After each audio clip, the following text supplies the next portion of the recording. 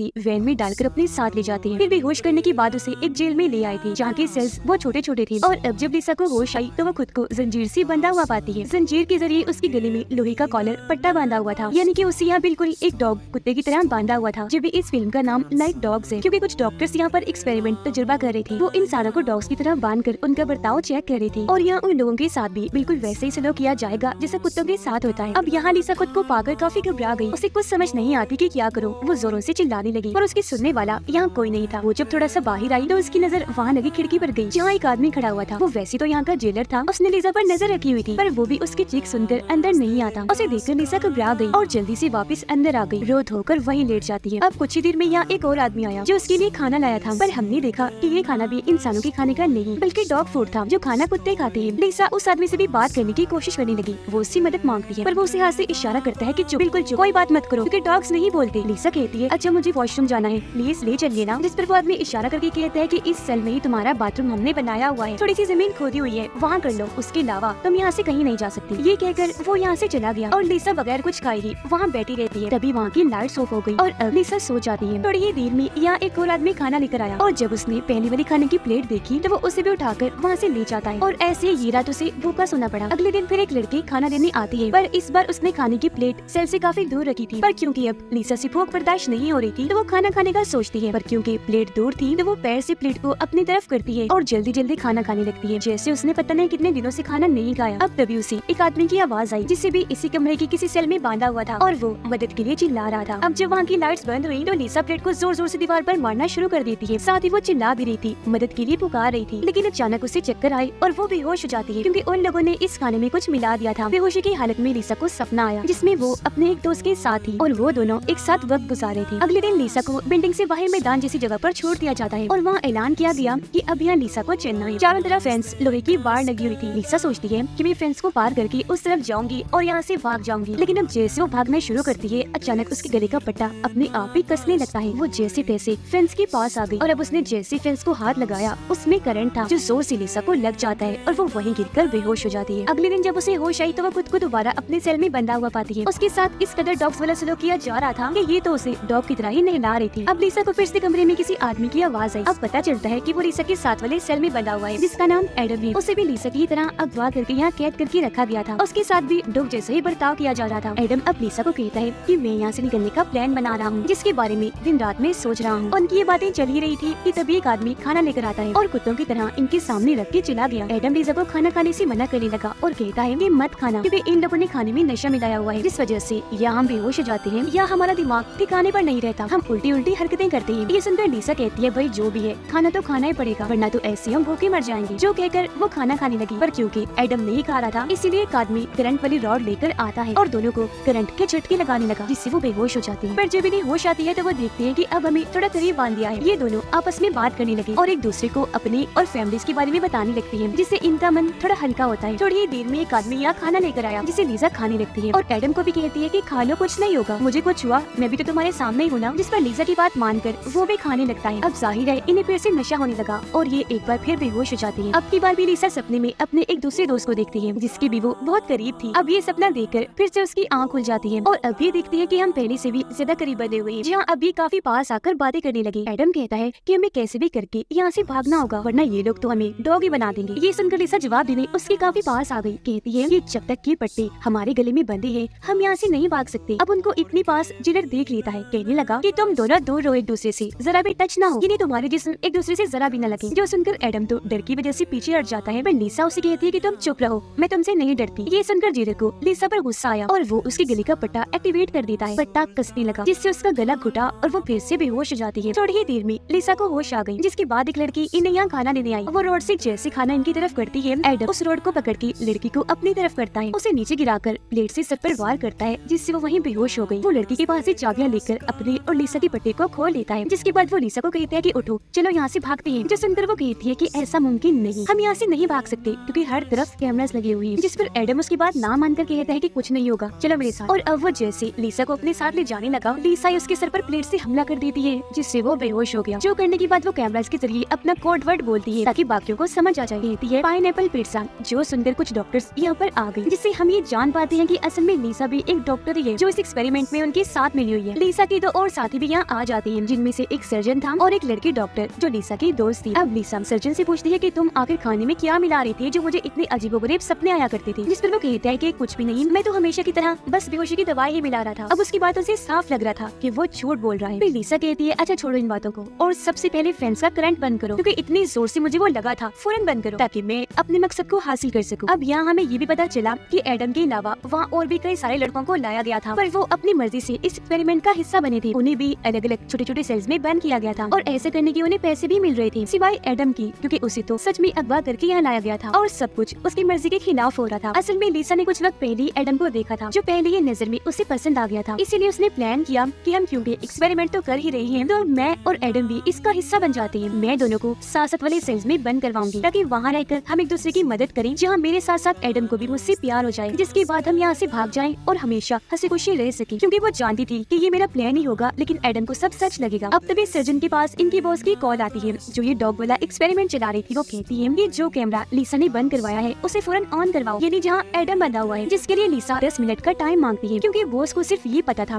कि लिसा एडम के लिए ही इस एक्सपेरिमेंट का हिस्सा बनी हुई है। वो ये नहीं जानती थी कि अब लिसा आजाद होकर यहाँ आई हुई है और एडम को यहाँ अगवा करके लाया गया है। बॉस कैमरा में वो सीन देख ही नहीं पाई जब एडम ने यहाँ से भागने की कोशिश की थी, क्योंकि वो लिसा ने बंद जो करवा दिए थे। लिसा ने उस पे हमला किया और सब कुछ बॉस को नहीं पता था, और अब लिसा पेट भरकर खाना खाती है और वापस वही छोटे सेल में जाकर बन जाती है, और अब उसने कैमरा भी ऑन करवा दिया था। अगले दिन जब एडम को होश आई तो वो लिसा को कहता है कि मेरी तो तुम्हें और खुद को आजाद करवा लिया था, फिर हम यहाँ दोबारा कैद कैसे? जिस पर लिसा कहती है कि ऐसे तो कुछ हुआ ही नहीं, हम कभी आजाद हुए ही नहीं थे, शायद तुमने कोई सपना देखा होगा। जिसके बाद इन्हें बिल्डिंग से बाहर ग्राउंड में छोड़ दिया गया और अब ये दोनों एक साथ आगे बढ़ने लगे, जिस बीच इनकी खूब बातें भी हुई। ये लोग जब फेंस के पास आए तो सच में यहाँ से करंट हटा लिया गया था, क्योंकि जब एडम ने फेंस पर हाथ रखा उसे कुछ नहीं हुआ। वो लिसा को कहते हैं कि अगर हम फेंस लांग कर दूसरी तरफ जाएं तो हो सकता है कि पट्टों के सिग्नल्स वहाँ काम न करें, जिसके बाद हम आजाद हो जाएंगे, यहाँ से भाग सकेंगे। तो इसीलिए ये फेंस पर चढ़ के उस पार जाते हैं और अब ये जैसे भागने लगे पट्टे एक्टिवेट हो जाते हैं, जो अब कसने लगे, जिससे इनका गला दबने लगता है। अब जैसे तैसे एडम तो आगे बढ़ रहा था, लेकिन लिसा वहाँ गिर जाती है, और क्योंकि एडम उसे अकेला नहीं छोड़ सकता था, इसलिए वो वही उसकी मदद को रुक जाता है और अब धीरे धीरे करके उसके पास जाने लगा, यानी कि कुछ हद तक लिसा का प्लान काम कर रहा था। एडम उसके करीब होता जा रहा था। अब एडम को सजा देने के लिए सर्जन उसे एक इंजेक्शन लगा देता है, जिससे एडम को अजीब चीजें दिखना शुरू हो गई, जैसे कि सर्जन उसे एक शैतान के रूप में नजर आता है, जिससे वो काफी डर गया, जोरों से चिल्लाने लगता है। अब सर्जन लिसा के साथ भी ऐसे ही करता है, उसे भी ये इंजेक्शन लगा देता है, जहाँ वो हमेशा की तरह सपना में खो जाती है और इस बार खुद को अपने एक और दोस्त के साथ पाती है। उधर लिसा के डॉक्टर दोस्त देखती है कि लिसा और एडम की सेल्स के पास जो कैमरास है वो सारे बंद कर दिए गए हैं। ये देखकर उसे सर्जन पर शक हुआ कि या तो वो कोई नशा दे रहा है या फिर उनके साथ कुछ कर रहा है, इसलिए वो गार्ड्स को लेकर उस तरफ चेक करने गई। देखती है कि लिसा और एडम ऑपरेशन रूम में है, पर अजीब हालत में, जिन्हें वो वापस उनके सेल्स में छोड़कर आती है, और अब उसने कैमरास भी ऑन करवा दिए थे। अब जब सर्जन वापस आया तो कैमरास को ऑन, और ये देखकर काफी दंग रह गया कि लिसा और एडम अपने सेल्स में है, और वो इस बारे में सवाल करने लगा। उसकी इस बात पर लिसा की दोस्त का शक यकीन में बदल गया और वो ये सब कुछ अपने बॉस को बता देती है, जो सुनकर थोड़ी ही देर में बॉस यहाँ आई और कहती है कि फिलहाल ये एक्सपेरिमेंट बंद कर दो, क्योंकि अगर किसी को कुछ हो गया या नशे की वजह से किसी की जान चली गई तो हम सब जेल में चले जाएंगे। जिसके बाद वो लिसा के पास गई और कहती है कि मुझे पता है कि खुद को और सबको नशा देने में तुम्हारा ही याद है। वो काफी गुस्सा करती है, कहने लगी कि अब तुम्हें ये सब बंद करना पड़ेगा, जो कहकर वो उसे एडम की फाइल मांगती है, जिस पर लिसा हंसते हुए जवाब देती है कि उसकी कोई फाइल नहीं है, बल्कि उसे तो यहाँ अगवा करके लाया गया था मेरे लिए। जो सुनकर डॉक्टर को उस पर काफी गुस्सा आया कि तुम उसकी मर्जी के खिलाफ ये सब कर रही हो, और अब वो लिसा को धमकाते हुए इस एक्सपेरिमेंट को बंद करने का कहती है, वरना वो पुलिस को लिसा की रिपोर्ट कर देगी। ये सुनकर लिसा अपनी बॉस का गला पकड़ लेती है और दबाकर उसे बेहोश करके फ्रीजर रूम में बंद कर देती है। फिर वो कैमरास के जरिए सर्जन और अपने दोस्त को बताती है कि बॉस यहाँ से जा चुकी है। ये कहकर वो उनके पास भी बताती है कि अब हम अपना एक्सपेरिमेंट बंद करने की बजाय इसे जारी रख सकते हैं, क्योंकि बॉस यहाँ से जा चुकी है, जो शायद ये वापस आए। यहाँ उसकी दोस्त बताती है कि एडम भी तुम्हें प्यार करने लगा है, इसलिए जल्द तुम्हारा प्लान कामयाब हो जाएगा। जो सुनकर लिसा खुश हो गई और अब उसकी दोस्त वापस उसे वही बांध देती है जहाँ वो पहले थी। लिसा एडम की होश में आने पर उसे कहते हैं कि हम यहाँ से आज रात भाग जाएंगे। उधर सर्जन को पता था कि लिसा ने बॉस को फ्रीजर रूम में बंद कर दिया है, इसलिए ये उसे वहाँ जाकर चेक करता है, जहाँ वो जमती जा रही थी और उसकी हालत काफी बुरी थी। वो बेचारी सर्जन से मदद मांगती है, पर ये बजाय उसकी मदद करने की उस पर भारी संदूक गिरा देता है, जिससे उसका सर कुचला गया और ऐसी उसकी दर्दनाक मौत हो जाती है। लिसा की दोस्त कब से सर्जन का पीछा कर रही थी, उसे शक था कि वो कोई गलत काम कर रहा है। उधर लिसा एडम के साथ बैठी बातें कर रही थी और उसे अपने प्यार में फंसाने की और कोशिश कर रही थी। तभी अचानक यहाँ लाइट्स बंद हो जाती है, क्योंकि लिसा की दोस्त ने मेन स्विच बंद कर दिया था, और अब जब वो फ्रीजर रूम में गई तो वहाँ बॉस की लाश देखकर काफी डर जाती है। वो जोरों से चिल्लाने लगी, क्योंकि लाश की हालत इतनी बुरी थी। तब यहाँ सर्जन आकर उसके मुंह पर हाथ रख के चुप करवा देता है, कहने लगा कि शांत हो जाओ और ये सब मेरी नहीं लिसा ने किया है, जो कहकर वो उसे भी इंजेक्शन लगाकर बेहोश कर देता है। उधर लिसा के पास पहले ही चाबियां थी जिनसे वो अपने और एडम के पट्टे के लॉक तो खोल देती है और जल्दी से यहाँ से भागने का कहती है। एडम उससे पूछता है कि तुम्हारे पास ये चाबियां कैसे आई, जिस पर लिसा उसे चुप करवा देती है और यहाँ से लेकर भागने लगी। पर उन्हें कैमरास के जरिए सर्जन देख लेता है। वो इनके गले की पट्टी फिर से लॉक करके एक्टिवेट कर देता है, जिससे वो कसने लगे और ये दोनों वहीं गिरकर बेहोश हो जाते हैं। जो करने के बाद सर्जन एडम और लिसा के दोस्त को एक दूसरे के आमने सामने बांध देता है। होश में आने पर एडम उससे लिसा के बारे में पूछता है कि वो कहाँ है, जिस पर वो उसे लिसा की और उन लोगों की सारी सच्चाई बता देती है कि हम यहाँ इंसानों पर जानवरों की तरह एक्सपेरिमेंट करते हैं और इसमें लिसा भी हमारे साथ मिली हुई है। वो तुम्हें पसंद करती थी, इसीलिए उसने तुम्हें भी अगवा करके इस एक्सपेरिमेंट का हिस्सा बनवाया ताकि तुम और वो यहाँ साथ रहें और तुम्हें उससे प्यार हो जाए। ये सुनकर एडम हैरत में कहता है कि क्या बोले जा रही हो, तुम्हारा दिमाग तो ठीक है और मुझे इन बातों पर यकीन नहीं। जिस पर अब लिसा की दोस्तों से वो वक्त याद करवाती है जब एडम ने उन दोनों को आजाद कर लिया था, लेकिन लिसा ने उस पर प्लेट से वार करके बेहोश कर दिया था। अब ये सुनकर एडम को यकीन हो गया और अब से वो लिसा से नफरत करने लगता है। कैमरा के जरिए सब कुछ लिसा देख रही थी। वो घबरा गई क्योंकि कुछ कर नहीं सकती थी। वजह ये थी कि उसे भी सर्जन ने अलग ही बांधा हुआ था। लिसा उसे कहती है कि मुझे अभी की अभी एडम से मिलना है, पर वहाँ ले जाने से पहले सर्जन उसे एक ऐसे कमरे में लेकर गया जहाँ अलग अलग सेल्स में बहुत सारे लड़कों को बांधा गया था जो सारे के सारे लिसा के ही दोस्त थे। तो अब यहाँ हमें पता चला कि असल में लिसा एक साइको पागल लड़की है जो लड़कों को अलग अलग नाम बदल बदल कर अपने प्यार के जाल में फंसाया करती थी और अब उसे एडम पसंद आ गया था, जिसको भी बाकी लड़कों के साथ उसने यहाँ लाकर कैद कर दिया एक्सपेरिमेंट का हिस्सा बनाने के लिए। क्योंकि वो साइको है तो कुछ भी सोच सकती है। डॉग्स वाला एक्सपेरिमेंट उसका ही प्लान था क्योंकि उसका मानना था कि इंसानों और जानवरों में कोई फर्क नहीं है। उसने अपने दोस्तों इन लड़कों को इसलिए चुना क्योंकि बाकियों को अगवा करना अपने जाल में फंसाना उसके लिए मुश्किल था। और करीब बात की वो एडम के साथ पूरी जिंदगी के लिए रहना चाहती थी। ऐसा कुछ होने वाला नहीं था क्योंकि वो अपने दिमागी तवाज़ुन की वजह से एक लड़के के साथ नहीं रह सकती थी। अब यह सर्जन उसे कहता है कि लिसा ये सब मैंने तुम्हारे लिए ही किया। हाँ तुम्हारे लिए, क्योंकि मैं भी तुम्हें बहुत चाहता हूँ। वो उसे यहाँ शादी के लिए पूछता है कि हम एक हो जाते हैं क्योंकि हमारी जोड़ी परफेक्ट है, हम एक दूसरे के लिए ही बने हैं। तुम भी साइको हो और मैं भी। पर क्योंकि लिसा ने उसे हमेशा अपना दोस्त ही समझा तो वो इसके लिए मना कर देती है। जिसके बाद सर्जन उसे फ्रीजर रूम में लेकर जाता है जहाँ पर वो उसकी लाश थी, क्योंकि वो उसे बताना चाहता था कि देखो तुम्हारे प्यार में मैंने एक खून भी कर दिया है। जो बताने के बाद वो उसे एडम और लिसा की दोस्त के कमरे में लेकर जाता है और उसके हाथ में एक टैब दे देता है जिस पर एडम और उसकी दोस्त के नाम के बटन थे। वो कहते हैं कि तुम इन दोनों में से किसी एक को ही बचा सकती हो। अब यहाँ लिसा सोचती है कि क्या करूं, क्योंकि अब एडम को सारी सच्चाई पता चल गई थी। तो अब वो लिसा से नफरत करता था। फिर वो सोचती है कि ये सारी बातें तो मेरे दोस्त ने उसे बताई, इसीलिए वो अपने दोस्त वाला बटन दबा देती है उसे मारने के लिए। पर इससे उसकी दोस्त को कुछ नहीं होता, बल्कि एडम की गले का पट्टा एक्टिवेट हो गया और वहाँ लाल लाइट चलने लगी क्योंकि पट्टा कसता जा रहा था। वजह ये थी कि सर्जन ने बटन बदल दिए थे। ये देखकर लिसा सर्जन को ऐसे करने से मना करती है और ये भी कहती है कि तुम जो चाहे वो मेरे साथ कर सकती हो। जिस पर यहाँ सर्जन उसे